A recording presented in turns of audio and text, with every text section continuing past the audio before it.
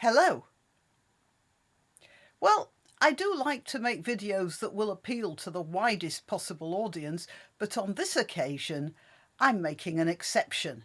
So this one is for all the social justice warriors around the world and for those Hillary voters in the United States who are still mourning the last election and still posting Facebook messages ending with the word resist, as if they imagine themselves great heroes of the Maquis hiding out in the forests in between blowing up railway lines. My heart really does go out to you. I know this past year has been just awful, hasn't it?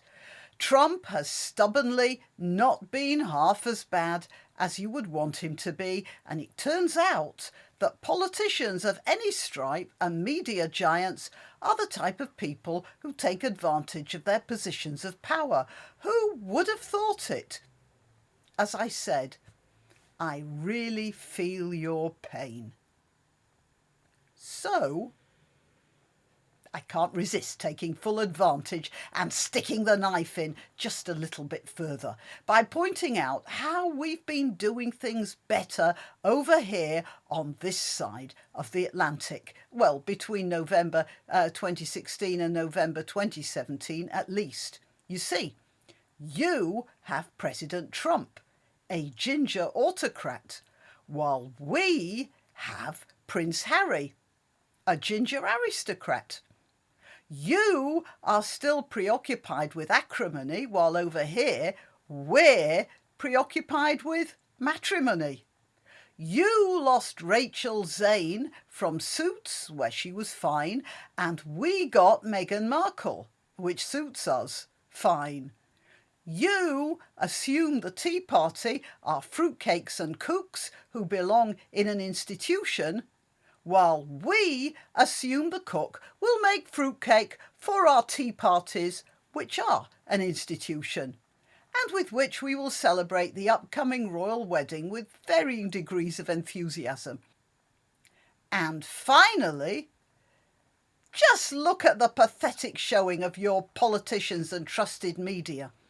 Because when it comes to kiddie fiddling and harassment, there's nothing like it in America for British media personalities like Jimmy Savile, who worked his way through entire orphanages with the blessing of the BBC, as well as members of Parliament whose treatment of youngsters in their constituencies could be described as somewhat over-affectionate.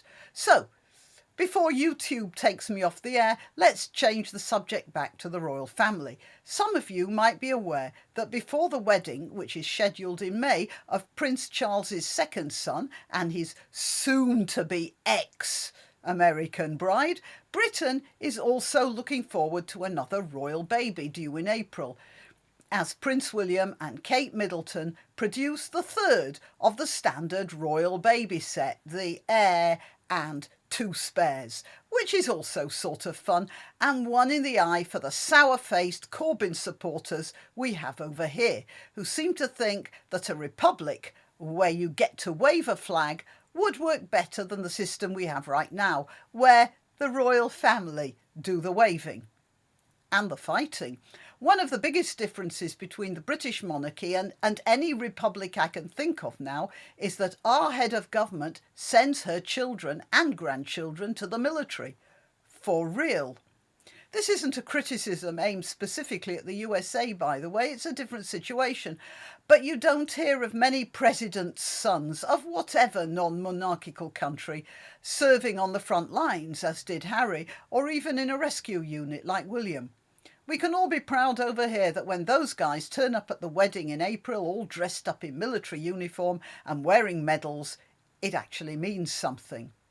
So, perhaps all of you who have no prejudice against royalty or redheads can look forward to celebrating with us Brits and our interesting national family.